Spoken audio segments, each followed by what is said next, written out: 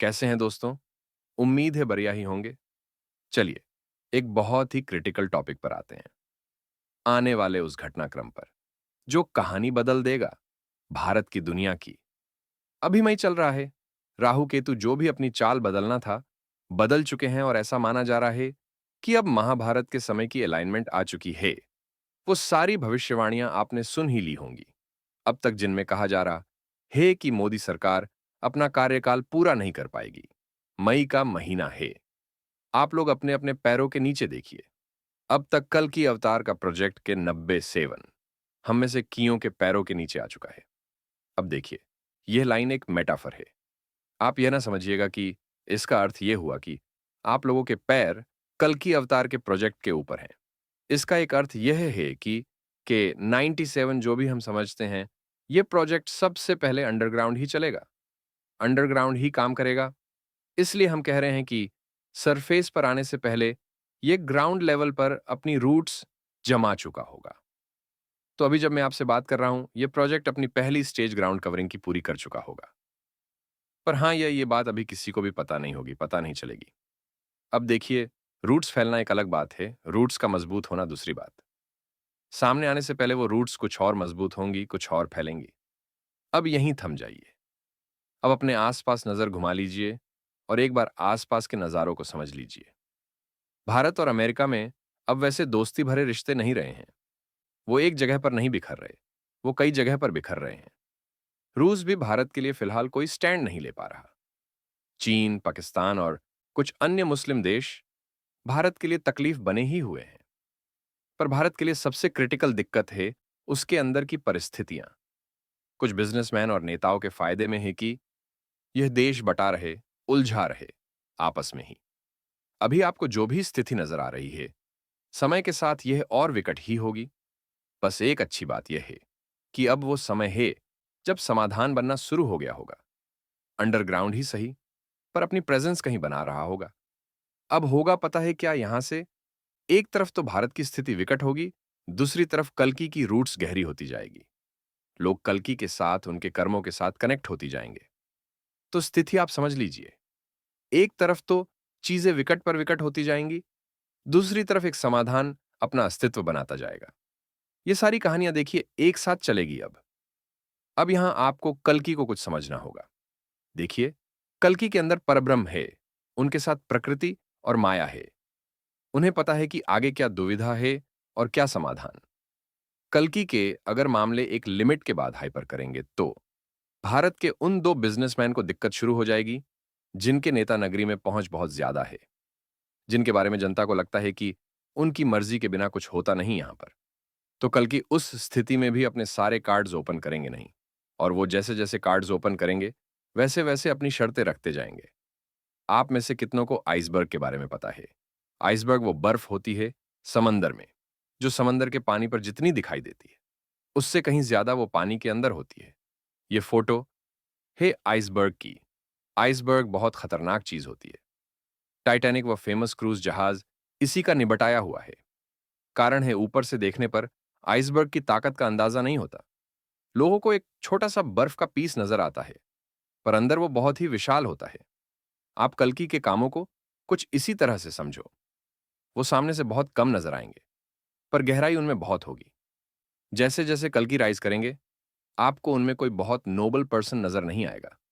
Nobel का मतलब नैतिक, बहुत अच्छा पर्सन नजर नहीं आएगा। हो सकता है आप मेरी बात से सहमत ना हो, और आप सबका असहमत होने का हैक भी है। पर मैं आपको कुछ कारण बताए देता हूं, उसके बाद बताइएगा। मान लीजिए आप किसी शहर में रहते हैं। शहर का नाम है करमपुर। करमपुर केवल एक काल्पनिक नाम है। अब आपके शहर का सरपंच चीजों को संभाल नहीं पा रहा। समस्या यह नहीं है कि संभाल नहीं पा रहा, उससे क्रिटिकल समस्या यह है कि वो मानने को भी तैयार नहीं कि उससे चीजें संभल नहीं रही। हाँ, यह सच है कि उसकी गलतियों से पूरा शहर परेशान है, और यह भी सत्य है कि शहर ईश्वर को याद कर रहा है। पर आपको एक बात यहां समझनी होगी। मान लीजिए ईश्वर आ गए और उन्होंने सब संभाल भी दिया, तो वो सफलता किसकी मानी जाएगी? शहर के सरपंच की या ईश्वर की? सही बताएं, चाहे उसमें ईश्वर की मदद कितनी भी हो, पर वह सफलता मानी शहर के प्रधान की ही जाएगी। इससे क्या होगा? क्या शहर के प्रधान में कोई परिवर्तन आएगा या फिर वो एक बेहतर लीडर बन पाएगा? असफलता हमारी कमियों को सामने लाती है, पर सफलता, खासतौर से किस्मत से या भाग्य से मिली, हमारी कमियों को और छिपा लेती है। तो कल की अवतार शुरू में राइज कर भी जाए, पर मुझे नहीं लगता कि वह जनता की समस्याओं में भाग लेंगे। उसका कारण है, अगर वो जनता के मसले सुलझाने बैठ गए, तो फिर जिनकी जिम्मेदारी है जनता के मसले सुलझाना, उन्हें समझना, फिर जनता उनसे कोई जवाब ही नहीं मांगेगी। जब जनता उन लोगों से जवाब मांगेगी जिन्हें उसने चुना है, तभी तो कहानी संभलेगी। तो सत्य बताएं, कल की शुरू में राइज भी करेंगे, तो भी वो जनता के मामलों में बहुत ज्यादा इन्वॉल्व नहीं होंगे। अब आते हैं राइजिंग पर। हाँ, यह सत्य है कि उनकी राइजिंग आइसबर्ग की तरह ही होगी। वो ना तो अपने पूरे कार्ड्स ओपन करेंगे, ना ही हम लोगों की समस्या में बहुत ज्यादा इन्वॉल्व हो पाएंगे शुरू में। तो कुल मिलाकर यह हुआ कि कल की शुरू में यही करेंगे। आप अपनी समस्या खुद झेलिए और जिन्होंने उस समस्या की जिम्मेदारी ले रखी है, उनसे बात कीजिए। तो यह सब एक ऐसी स्थिति निर्मित कर देगा कि कल की भी सामने है, जनता परेशान भी है और जो जिम्मेदार है उनसे सवाल कर भी रही है। कल्कि के सामने होते हुए भी गृह युद्ध जैसी स्थिति बनती ही जाएगी। तो कल्कि कुछ नहीं संभालेंगे, शुरू में तो कुछ नहीं। पर देखिए, जो होने वाला है उसे शब्दों में समझाना कुछ कठिन है। लोगों को आभास भी होता जाएगा यही आदमी कल्कि है। पर फिर भी कल्कि है कि मामले पूरे खोलेंगे नहीं, अपनी समस्या खुद निपटाइए और जो जिम्मेदार हैं उनसे बात कीजिए। तो आप बस आइसबर्ग पर रहिए। पॉलिटिशियंस, बिजनेस लॉबी, जनता, दुनिया, सबके लिए कल की शुरू में आइसबर्ग की तरह ही रहेंगे। एक ऐसे शख्स जिसके बारे में सबको पता है गहराई बहुत है, पर कोई उस गहराई को समझ नहीं पा रहा। जिसके बारे में सबको पता है इसके पास कार्ड्स बहुत हैं, पर यह ओपन ही नहीं कर रहा। अब सवाल यह है कि ये कार्ड्स कब ओपन होंगे? कल की पहले सबके कार्ड्स ओपन करवाएंगे, उन कार्ड्स को खत्म करवाएंगे। स्विंगल के बाद वह अपने कार्ड्स ओपन करेंगे और वो अपने एक एक कार्ड पर सबके हजार हजार कार्ड खर्च करवा देंगे। अब सवाल है कि वो अपने कार्ड्स क्यों नहीं खोलेंगे? कारण आपको बता चुके, ताकि जिनके ऊपर समाधान की जिम्मेदारी है वो अपने आप को परख पाए, जनता उनसे जवाब ले पाए। यही कारण है कि कल्कि के आने के बाद भी भारत की स्थिति, दुनिया की स्थिति विकट होती ही जाएगी। तो अगर कोई भी साधु, ज्योतिषी, एनालिस्ट ये बोल रहा है कि भारत गृह युद्ध की स्थिति पर है, आर्थिक महातबाही इंतजार कर रही है, तो वह गलत शायद नहीं कह रहा। चलिए आपको महाभारत में वापस ले चलते हैं। आप कृष्ण को समझ जाएंगे, कल्कि को बहुत हद तक समझ जाएंगे। कृष्ण कौरवों की सभा में जाते हैं, उन्हें एक ऑफर देते हैं। दुर्योधन नहीं मानता, युद्ध निश्चित हो जाता है। फिर दुर्योधन कृष्ण की सहायता लेने कृष्ण के पास जाता है। कृष्ण अर्जुन और दुर्योधन दोनों को ऑप्शन देते हैं, पर दुर्योधन से वो पहले पूछते हैं, क्योंकि दुर्योधन पहले आया होता है। तो ऑप्शंस में एक तरफ कृष्ण होते हैं और एक तरफ उनकी सेना। दुर्योधन कृष्ण की सेना ले लेता है, कृष्ण को नहीं लेता। अब इसमें दो बातें हैं, दोनों ही आप समझ लीजिए। दुर्योधन अपने कार्ड्स खोल चुका या अपनी चाल चल चुका। अब न्यामुनासर अर्जुन को अपने कार्ड्स खोलने हैं। आप एक बात समझिए, यहां पर कृष्ण ने कुछ ऐसा किया है कि पहले दुर्योधन अपनी चाल चल ले। जब दुर्योधन अपनी चाल चल लेगा, तो कृष्ण को पता है कि अर्जुन के पास जो भी बचेगा वह बेहतरीन है। अब यह संभव हो कैसे पाया कि दुर्योधन जैसा शातिर गलती कर गया? आप फिर आइसबर्ग पर जाओ। कृष्ण के पूरे हिसाब किताब दुर्योधन को पता ही नहीं थे। उनकी कुछ कीमत अर्जुन को पता थी, पर दुर्योधन को तो कुछ भी पता नहीं थी। दुर्योधन के लिए तो कृष्ण की नारायणी सेना ही सब कुछ थी। तो नारायणी सेना क्या हुई? नारायणी सेना आइसबर्ग का वो छोटा सा हिस्सा हुआ जो पानी की सतह पर नजर आ रहा है। कृष्ण और उनकी शक्तियां वो हिस्सा है जो पानी के नीचे हैं। अब एक बात समझ लीजिए आप, ईश्वर की यह जो लीला है ना, यह आइसबर्ग की तरह ही चलती है। जो प्रकट है वह सामने वाले से उसके सारे कार्ड्स या चालें खत्म करवा ही देता है, एक एक करके। अब अगला सवाल यह आएगा आपकी तरफ से कि ईश्वर ऐसा क्यों करते हैं? इतना घुमा फिराकर करने की वजह वो इस बात को सीधे सीधे ही क्यों नहीं कर देते? किसी के पास जो कार्ड्स है, चाल है या कोई भी मूव बचा है, उसे ही शास्त्रों में वरदान, ब्लेसिंग्स यह सब कहा जाता है। आपको नहीं पता चला होगा अभी तक कैसे, पर बहुत ही सरल है, समझ में आ जाएगा। क्या जब कृष्ण ने दुर्योधन को पूछा कि बताओ दुर्योधन तुम्हें क्या चाहिए, तो क्या आप कह सकते हो कि वह एक वरदान नहीं था दुर्योधन को जो मिला हुआ था? आप कहेंगे वरदान तपस्या से मिलते हैं। ठीक है, तो फिर यह बताइए, क्या दुर्योधन जो कृष्ण के पास अर्जुन से पहले पहुंच गया, वो दुर्योधन की तपस्या नहीं थी? आपने किसी चीज के लिए कर्म किया, आपने तपस्या की, आपको वरदान ब्लेसिंग्स सब मिलेंगी, प्रकृति से, ईश्वर से। पर अगर आप अधर्म की तरफ हो, अधर्म फैला रहे हो, तो सबसे पहले प्रकृति, माया, ईश्वर ये आपके वरदान ही खत्म करते हैं। जब तक किसी भी पापी के पास वरदान है, ईश्वर की लीला में सबसे पहले उसके वरदान ही खत्म होते हैं, फिर वो पापी। आप वरदान से अर्थ समझते हो कि किसी को ना मरने का वरदान मिल गया, इस टाइप से डॉट नहीं। क्या मेघनाद रावण के लिए वरदान नहीं था? क्या रावण का ज्ञान रावण के लिए वरदान नहीं था? क्या कंस को यह पता चल जाना कि देवकी का 8वां पुत्र उसे मार देगा, यह ज्ञान उसके लिए वरदान नहीं था? सो पुत्र होना क्या धृतराष्ट्र के लिए वरदान नहीं था? कर्ण का एक योद्धा का मन लेकर चलना वो वरदान नहीं था? या फिर दुर्योधन के साथ कर्ण का होना वरदान नहीं था? या फिर भीष्म का कुरुवंश के साथ होना वरदान नहीं था? आप लोग वरदान से अर्थ निकालते हो कि हिरण्यकश्यप को ईश्वर ने आकर यह कह दिया, ना वो दिन में मरेगा ना रात में, ना उसे कोई मनुष्य मरेगा ना जानवर। कहते हैं कि जब मनुष्य पैदा होता है तो अपने प्रारब्ध के हिसाब से अपना भाग्य लेकर पैदा होता है। मेघनाथ को पता है कि राम से जीता नहीं जा सकता, फिर भी मरने को तैयार है। मेघनाथ जैसा पुत्र क्या रावण को बिना ईश्वर के किसी वरदान के मिल गया होगा? आप सबने रामधारी सिंह दिनकर की कविता की वो लाइन तो सुनी होगी, जब नाश मनुज पर छाता है, पहले विवेक मर जाता है। कहते हैं आदमी कि जिंदगी में कभी कभार सरस्वती आकर बैठ जाती है, और जो ईश्वर की महिमा ही गा रहे हैं, उनकी जुबान पर तो कितनी बार आकर बैठी होंगी। आपने यह लाइन कई बार सुनी होगी, पर कभी फील किया है कि इसका अर्थ है क्या? विवेक ही क्यों मरता है पहले, जब विनाश आता है? क्योंकि विवेक मतलब सोचने समझने निर्णय लेने की एक शक्ति, वह भी एक वरदान है। जहां वो खत्म, वहां सब खत्म। किसी भी अधर्मी का जब बुरा समय आता है, सबसे पहले विवेक ही जाता है। मतलब सबसे पहले सरस्वती चली जाती है, उसके बाद उसका यश, धन, संपदा सब खत्म होता है। मतलब कि लक्ष्मी जी चली जाती हैं, उसके बाद उसकी शक्ति चली जाती है, मतलब दुर्गा चली जाती है। अब आपको इस क्रम से कुछ याद आया?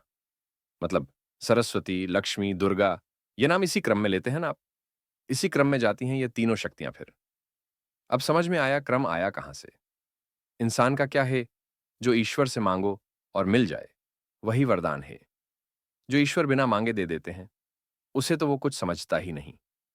रावण को वरदान वही नहीं था कि उसकी नाभि में अमृत कलश है, उसकी पत्नी, उसके पुत्र, उसकी शक्ति, राज्य सब वरदान ही था। अब आप यही बात हर अधर्मी पर अप्लाई करके देखो।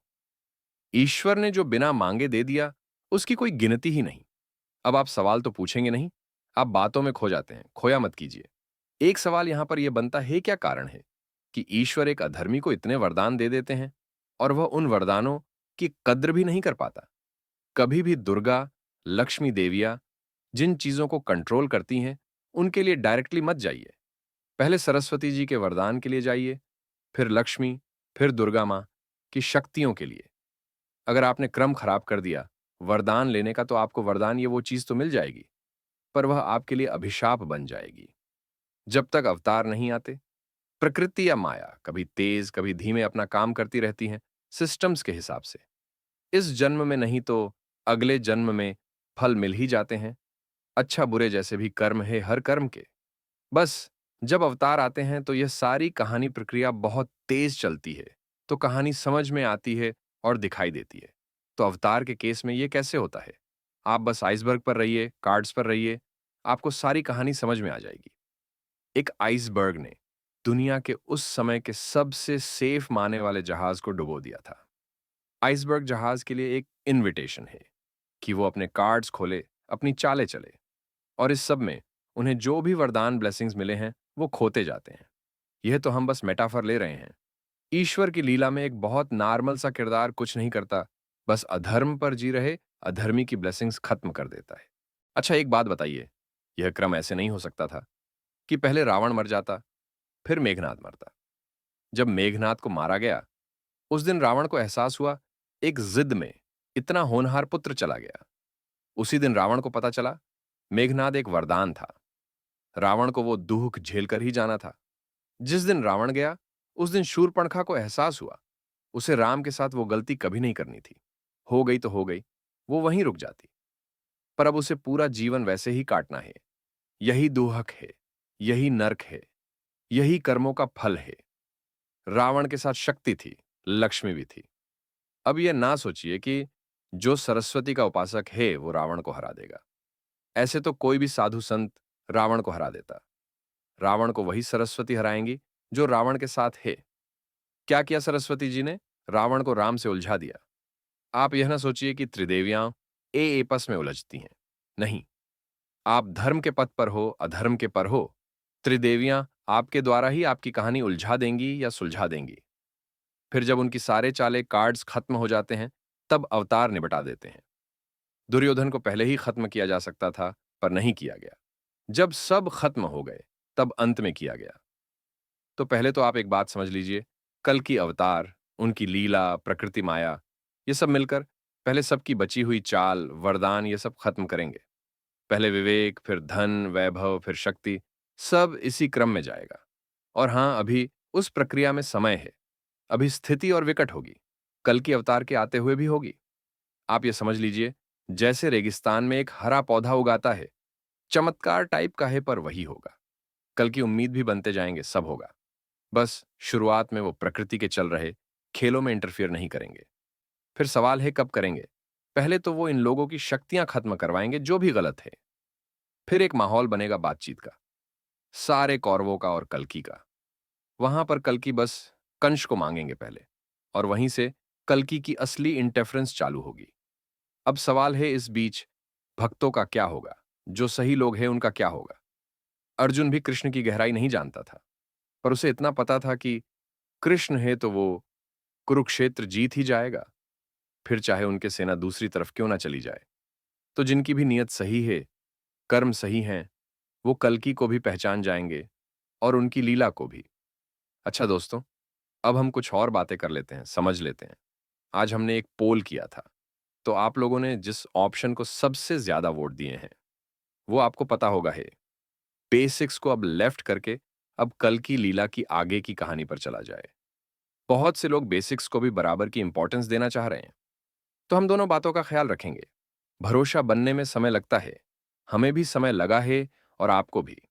कल्कि का जो केस है वह बहुत ही उल्टा केस है। हमें पता है वह बहुत उल्टा केस है, पर साथ रहिए, हर कहानी खुलती जाएगी।